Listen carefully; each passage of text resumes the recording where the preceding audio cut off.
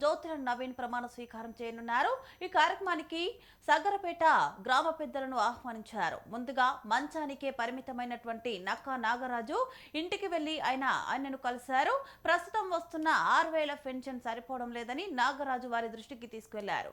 Pension డబ్బులు పెంచేలా అధికారులతో మాట్లాడతానని కుటుంబ సభ్యులకు భరోసా కల్పించారు. అనంతరం సగరపేట భగీరథుని విగ్రహానికి పూలమాల వేసి కార్యక్రమంలో పాల్గొన్నారు.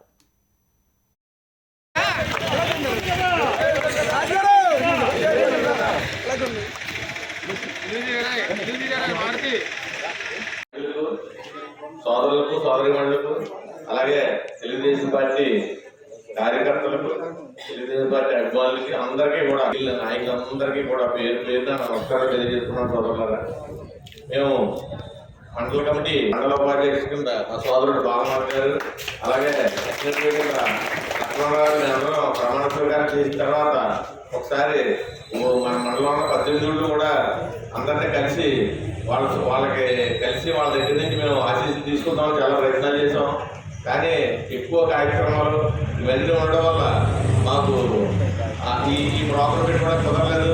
ఈరోజు మంచి అవకాశం వచ్చింది.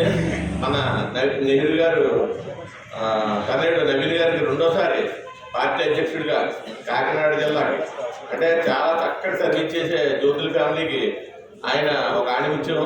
ఆయన ప్రమాణ స్వీకారానికి అందరూ కూడా కలిసినట్టుగా వెళ్ళి ఆ ప్రమాణ స్వీకారాన్ని ఏ విధమైన ఆటంకాలు లేకుండా అందంగా మనందరిగా చేయాలన్న ఒకే ఉద్దేశంతో ఈ రోజు చూస్తున్నాం. ఎందుకంటే నేను ఉన్నప్పుడు ఈ రామాలయం నిర్మించడం జరిగింది. మరి ఇక్కడ ఉన్నటువంటి పూరిపాకులన్నీ కూడా కాలిపోయి చాలా ఫైర్ యాక్సిడెంట్ అయితే చాలా కష్టతరంగా ఇక్కడ 2-3 రోజులు ఉండి నెహ్రూ గారు మేమందరూ కూడా మీ అందరికీ కూడా భోజనాలు పైరు అన్ని తీసుకొచ్చి మరలా నెహ్రూ గారు మంచి మొత్తం తీసుకొని కొబ్బరికాయ కొట్టి మీ ఇక్కడ కాలనీని అంతా కూడా తయారు చేసింది జ్యోతుల నెహ్రూ గారు అని చెప్పి సందర్భంగా తెలియజేస్తున్నాం. అప్పట్లోనే నక్కా రామకృష్ణ గారు సర్పంచ్గా అందరికీ పెద్దగా ఉండేవాడు. ఆయన అలాగే రోజుని కార్యక్రమానికి విచ్చేసినటువంటి మణిబాబు గారు కానీ మన సొసైటీ అధ్యక్షులు బుర్రి సత్యబాబు గారు అలాగే మన ఆత్మా కమిటీ చైర్మన్ గారు పైడిపాల సూర్యబాబు గారు